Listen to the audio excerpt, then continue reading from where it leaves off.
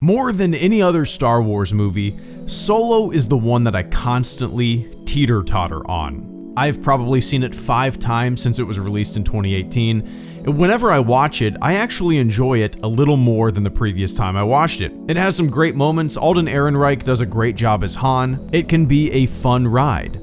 But it's the Star Wars movie that I think I'm the most 50-50 on. But like I said, when I watch it, I'm able to turn off that voice in my head telling me, this is just Han Solo's greatest hits. This is just a bunch of stuff we already knew about Han Solo condensed into 143 minutes. If Solo stayed on Corellia and explored more of that side of Han, a street kid among street kids, making Han the Rufio of the Star Wars universe, if the movie was solely about that side of Han's life, it would have appealed to me way more. But instead, Han Solo's greatest hits. Han meets Chewbacca. Remember those jingle jangly die? Han meets Lando. Han sees the Falcon. Han plays Sabacc. Han wins the Falcon. Han does the Kessel Run. Everything we know about Han happened in this short chunk of time. Get out of my head, cynical voice. We've all no doubt heard of the Make Solo 2 Happen movement.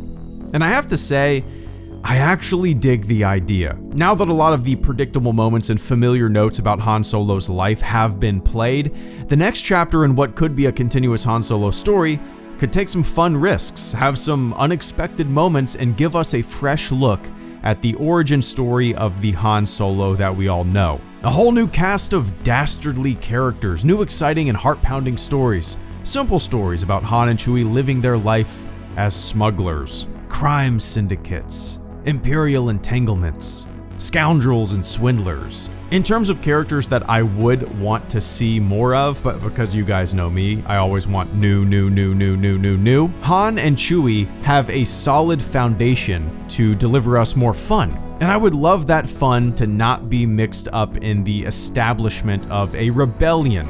I wouldn't want the stories to have wide-ranging galactic stakes. I think the strong suit for further Han and Chewie adventures would be in the small-scale stories that focus on the duo doing what they do best, being lovable crooks and rascals just trying to make their way in the galaxy. Now, do I think a Solo 2 will ever happen? Call me pessimistic, but I don't.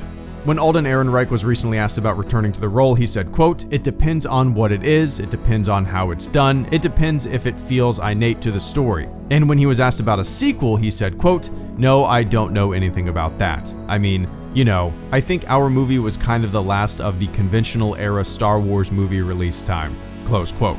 He also said he hasn't seen The Rise of Skywalker and he didn't know the name The Mandalorian, which is not surprising. I don't know why that kind of stuff ever surprises Star Wars fans. Just because someone acts in a Star Wars movie doesn't mean they're totally into Star Wars or know everything about it. It's like when someone at a con stands up and asks Harrison Ford about Han Solo's blaster, or they ask William Shatner about a specific schematic on the USS Enterprise. And then these actors are like, huh? What? So, Solo 2. In terms of already established characters that I would not mind seeing more of, Han and Chewie fit the bill. As much as I'd love to see their future adventures, I highly doubt it'll ever come to fruition.